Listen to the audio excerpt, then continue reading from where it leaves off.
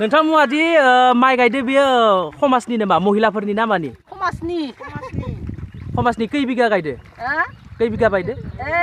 6 बिगासो गायनाय जादों दा 6 बिगासो बेसांजोनसो दोङो जोंखौ 28 जन बेबायदि लोगो नांनानै महिलाफोरा जि माइ गायदों बे बेसेसो बोसोर जाखो जाबाय 10 11 12 बोसोर जाबाय 12 बोसोर जाबाय फैसाफोर जमा दोङो नामा नोंथांमोन महिला ससाइटिया दोङो बेसेसो दोङो माने बिथांमोना जाबाय नलबारि जिल्लानि सिङाव थानाय राङाफालि गामिनि आइजोफोर बिथांमोना गासै 27 जन दोङो बे ग्रुपआव बिथांमोननि बेबायदि माइ गायनाया 10-12 बोसोरनिबो बांद्रायबाय बिथांमोननि एकाउन्टआव गोबां फैसा दङ नाय नोंथांमोना बेफोरबायदि बर' आइजोफोरा लोगो नांनानै माइ गायदों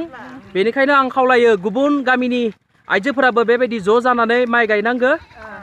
अब्लासो जोंनि बड'लेण्ड रायजोनि जा रांखान्थि अबस्था बे मोनसे मोजां लामायाव फैगोन होननानै आङो आसा खालामो नाय आं बड'लेण्ड टाइगार इउटिउब चेनेलनि बिथांमोननि सिगाङाव आं दिन्थिजि बे जाबाय नलबारि जिल्लानि सिङाव थानाय राङाफालि गामिनि मोनसे आइजो ग्रुप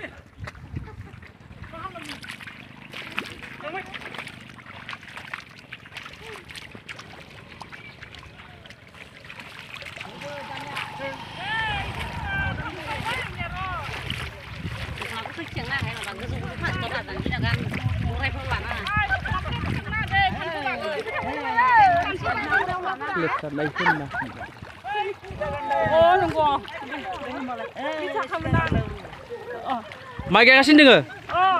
माइ गायदों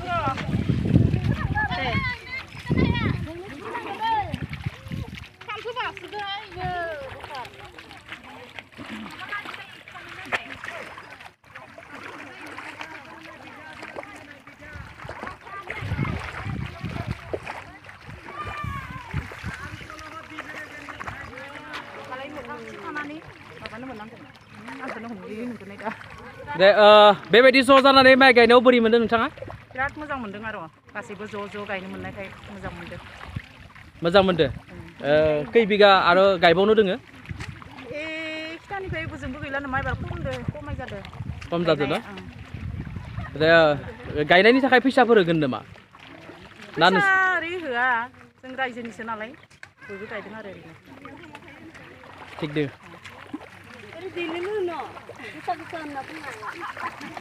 रां होननांगोन रां